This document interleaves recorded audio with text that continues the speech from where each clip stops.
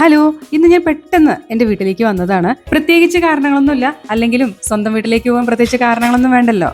എന്നാൽ ഒട്ടും പ്രതീക്ഷിക്കാതെ 3 സർപ്രൈസ് ആയിരുന്നു എന്നെ കാത്തിരുന്നത്. അതില് ഫസ്റ്റ് സർപ്രൈസ് എന്ന് പറയുന്നത് ദേ ഈ കൂണാണ് കേട്ടോ.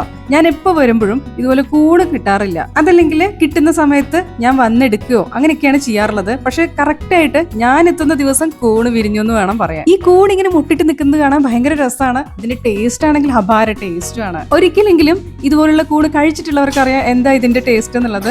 നമുക്ക് ഇതുപോലെ ഒരു മുറം കൂണാണ് കിട്ടിയിട്ടുണ്ടായിരുന്നത്. അടുത്ത സർപ്രൈസ് ഇന്ന് പാടത്ത് നടുന്ന ദിവസമാണ് കേട്ടോ. ഈ ഞാറ് നടുന്ന ദിവസമൊക്കെ എന്താ ഇത്ര പ്രത്യേകത എന്ന് തോന്നും. വീട്ടിൽ അങ്ങനെയാണ് ഞാറ് നടുന്നതും അതുപോലെ കൊയ്യുന്നതും വിളവെടുക്കുന്നതും എല്ലാം ആഘോഷമാണ്. പച്ചിലവെള്ളത്തിനായിട്ട് സീമക്കൊന്ന വെട്ടിയിട്ടിരിക്കുകയാണ് പാടത്തൊക്കെ. ഞാറ്റുകണ്ടമാണ് ഇത്. ഞാറ്റുകണ്ടത്തിൽ നിന്നും ഒരു പിടി ഞാറെടുത്ത് ഞാറ്റുമുടി എന്ന് പറയും. ഞാറ്റുപാടത്തു നിന്നും ഞാറ്റുമുടിയാക്കി അത് ഓരോ പാടത്തും വെതറിയിടും. ഞാറ് നടാനായിട്ട് വരുന്നവര് ഇതെല്ലാം എടുത്ത് ഓരോ ഞാറ്റുമുടിയിൽ നിന്നും വേർതിരിച്ച് ഞാറ് നടും. സാധാരണയായിട്ട് ഞാനൊക്കെ ചെറുതായിരിക്കുമ്പോൾ പണിക്ക് ആൾക്കാർ വന്നിട്ടാണ് ഇതൊക്കെ ചെയ്യാറുള്ളത്. പക്ഷെ ഇന്ന് മെഷീനാണ് ചെയ്യുന്നത്. അപ്പോൾ ഇന്ന് എല്ലാവരും മെഷീൻ വെയിറ്റ് ചെയ്തുകൊണ്ടിരിക്കുന്ന ഒരു ദിവസമായിരുന്നു. ഇന്ന് മെഷീൻ വന്നിട്ടുണ്ട്. ഞാറ്റുകണ്ടത്തിന്റെ ചുറ്റുമായിട്ട് വല കൊണ്ട് വേലി പോലെ കെട്ടിയിട്ടുണ്ട്. അത് വേറെ വന്യജീവികളോ എന്തെങ്കിലുമൊക്കെ ആയിട്ട് നശിപ്പിക്കാതിരിക്കാനായിട്ടാണ്. ഇതൊക്കെ ഇങ്ങനെ കാണാനായിട്ട് നല്ല രസമാണ്. ഞാറ് നടുന്നത് കാണാനും രസമാണ്. ഞാറ് നട്ട് കഴിഞ്ഞിട്ട് പാടം കാണാനും രസമാണ്. അതുകൊണ്ടാണ് ഇത് വലിയൊരു സർപ്രൈസ് ആണെന്ന് പറഞ്ഞത്. മെഷീന്റെ സൗണ്ട് കേട്ടപ്പോ ഞാൻ പാടത്തെങ്ങാനും മെഷീൻ എത്തിയോന്ന് അറിയാനായിട്ട് ഓടി വന്ന് നോക്കുന്നതായിരുന്നു. പക്ഷെ അപ്പോഴാണ് വലിയൊരു ട്രാജഡി സംഭവിച്ചത്. അത് വേറൊന്നുമല്ല, വണ്ടിക്ക് നല്ല പണി കിട്ടി എന്ന് പറഞ്ഞാൽ 8ന്റെ പണി കിട്ടി. നമ്മുടെ അയൽക്കാരുടെ പാടം എല്ലാം നട്ട് കഴിഞ്ഞിട്ടാണ് ഈ മെഷീൻ നമ്മുടെ പാടത്തേക്ക് കയറി വരുന്നത്. ആ ഒരു ഗ്യാപ്പില് അത് കേടായി. ഇതൊക്കെ തന്നെയാണ് കൃഷിയിൽ നിന്നും എല്ലാവരും വിട്ടു നിൽക്കാനുള്ള ഒരു കാരണം. വിചാരിച്ചതുപോലെ കാര്യങ്ങളൊന്നും നടക്കില്ല. ഞാറ് നടുന്നവർക്ക് ഉച്ചയൂണ് പറഞ്ഞിട്ടുണ്ടായിരുന്നു. അതുകൊണ്ട് തന്നെ വാഴയിൽ വെട്ടാനായിട്ട് വാഴത്തോപ്പിലേക്ക് പോയി. വാഴത്തോട്ടത്തില് ഇതുപോലൊരു മത്തൻ വിഷുവിന് കുത്തിയിട്ടതാണ്. അതിപ്പോഴാണ് കായയായത്. അപ്പം ആ മത്തനും കൂടി പറിച്ചിട്ട് വരാമെന്ന് വിചാരിച്ചു. അങ്ങനെ ദേ വാഴത്തോട്ടത്തിൽ പോയപ്പോ കണ്ടതാണ് ഒരു കുഞ്ഞു റോബസ്റ്റ് വാഴ ഇങ്ങനെ കൊലച്ചു നിൽക്കുന്നത്. ഇത് വളരെ ഇൻട്രസ്റ്റിംഗ് ആയിരുന്നു. ഇതെന്റെ അനിയത്തിയുടെ മോനാണ് കേട്ടോ. 1 വയസ്സ് മാത്രം പ്രായമുള്ള ഈ കുഞ്ഞുവാവ ഈ വാഴക്കൊലയിൽ ഇങ്ങനെ തൊട്ടു നോക്കുകയാണ്. വളരെ രസമായിട്ട് അവന് വരെ തോന്നി. അവനിതെന്തൊരു കോമഡി ആയിട്ട് തോന്നിയത് പോലെയാണ് എനിക്ക് തോന്നിയത്. അപ്പോൾ ഇതേ ഞങ്ങൾ ഈ മത്തനും വാഴയിലേക്ക് എടുത്ത് വീട്ടിലേക്ക് വന്നു. പണിക്കാർക്ക് ചോറ് കൊടുക്കാനായിട്ട് ചോറെല്ലാം വിളമ്പി.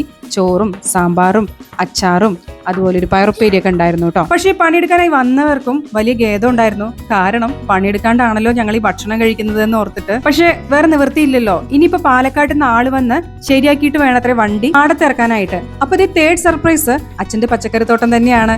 ഈ വീഡിയോ ശരിക്കും കഴിഞ്ഞ വീഡിയോയുടെ മുന്നേ ഇടേണ്ടതായിരുന്നു. കാരണം അതിലെല്ലാം വിശദമായിട്ട് പച്ചക്കറികളെ പറ്റി പറയുന്നുണ്ട്. ഇനിയിപ്പോ ഞാൻ പ്രത്യേകിച്ച് പറയുന്നതിൽ അർത്ഥമില്ലല്ലോ, എന്നാലും ഒന്ന് കാണിക്കാന്ന് വിചാരിച്ചു. അത്യാവശ്യം വീട്ടാവശ്യത്തിന് വേണ്ട പച്ചക്കറികളൊക്കെ വീട്ടിൽ ഉണ്ടാക്കുന്നുണ്ട്.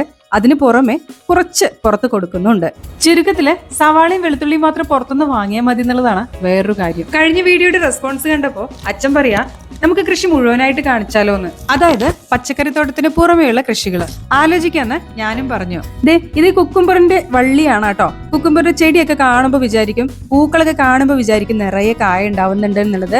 പക്ഷെ കായ ഉണ്ടാവാൻ തുടങ്ങിയിട്ടേ ഉള്ളൂ. അതുപോലെ തന്നെ തക്കാളി ചെടിയൊക്കെ ഇത് വീണ് കിടക്കുകയാണ് മഴയത്തും കാറ്റത്തും ഒക്കെ ആയിട്ട്. കഴിഞ്ഞ വീഡിയോയില് നല്ല റെസ്പോൺസ് ആയിരുന്നു കേട്ടോ. കണ്ടവരെല്ലാം പറഞ്ഞത് എന്തിനധികം പറയുന്നത്, എന്റെ വീട്ടിലുള്ളവർ തന്നെ പറഞ്ഞത് ഇതൊക്കെ ഇവിടെ തന്നെ ഉള്ളതാണോ എന്നുള്ളതാണ്. വീഡിയോയിൽ കാണുമ്പോൾ നമ്മൾ എവിടെയോ കാണുന്നത് പോലെ തോന്നും. പിന്നെ ഈ വഴുതന ഞാൻ പറിക്കുന്നതിന്റെ ഇടയിൽ ഇതുപോലൊരു തണ്ട് ഒടിഞ്ഞു വന്നു. കുട്ടിക്കാലത്തൊക്കെ ആയിരുന്നെങ്കിൽ അച്ഛന്റെ കയ്യിൽ നിന്ന് തല്ലി കിട്ടുന്നുള്ളത് ഉറപ്പായിരുന്നു. പക്ഷെ ഇപ്പൊ നമ്മൾ വലുതായില്ല. ഇനി എന്റെ ടാർഗറ്റ് അച്ഛൻ കാണാതെ ഇത് എവിടെയെങ്കിലും ഒളിപ്പിച്ചു വെക്കണം എന്നുള്ളതാണ്.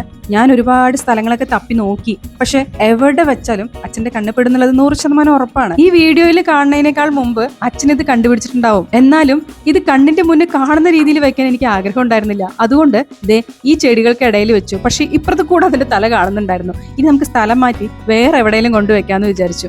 അങ്ങനെ ഒരു പേരയ്ക്ക മരത്തിന്റെ ചോട്ടിൽ കൊണ്ടിട്ടു കേട്ടോ. സങ്കടമൊക്കെ ഉണ്ട്.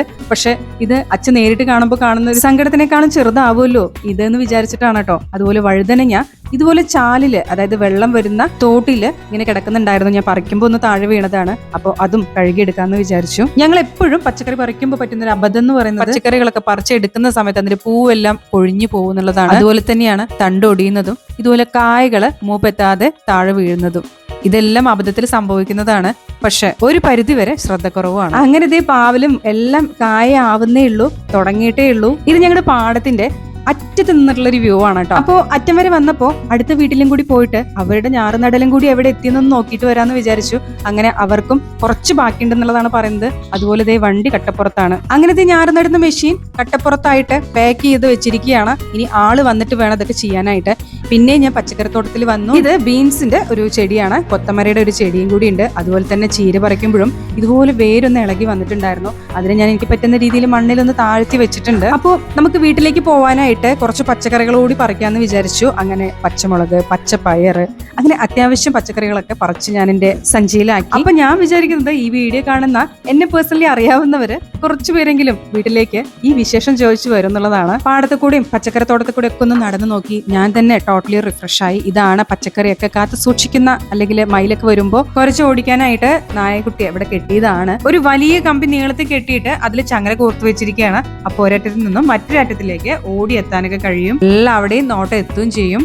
ഇത് കുക്കുംബറിന്റെ ഒരു പിഞ്ച് കുക്കുംബറാണ്. പൂവൊക്കെ കാണാൻ നല്ല ഭംഗിയാണ്. ഇതിന്റെ പൂവൊക്കെ കാണുമ്പോൾ വിചാരിക്കും എല്ലാ ചെടികളുടെയും പൂവ് മാത്രമായിട്ട് ഒരു ഷോർട്ട് വീഡിയോ ചെയ്താലോ എന്നുള്ളത്. ഇത് കുക്കുംബർ കണ്ണിപ്പെടാതെ പോയതാണ് കേട്ടോ, മൂത്തുപോയി. ആദ്യമായിട്ടുണ്ടായ കുക്കുംബർ കണ്ണിപ്പെടാതെ പോയതാണ്. സമയം വൈകുന്നേരം ആയിട്ടുണ്ട്, എനിക്ക് തിരിച്ച് വീട്ടിലേക്കും പോകണം. അപ്പോഴേക്കും അമ്മ ദോശ ഉണ്ടാക്കുന്നുണ്ട്, നൂലപ്പം ഉണ്ടാക്കുന്നുണ്ട്, ചിക്കൻ കറി ഉണ്ടാക്കിയിട്ടുണ്ട്.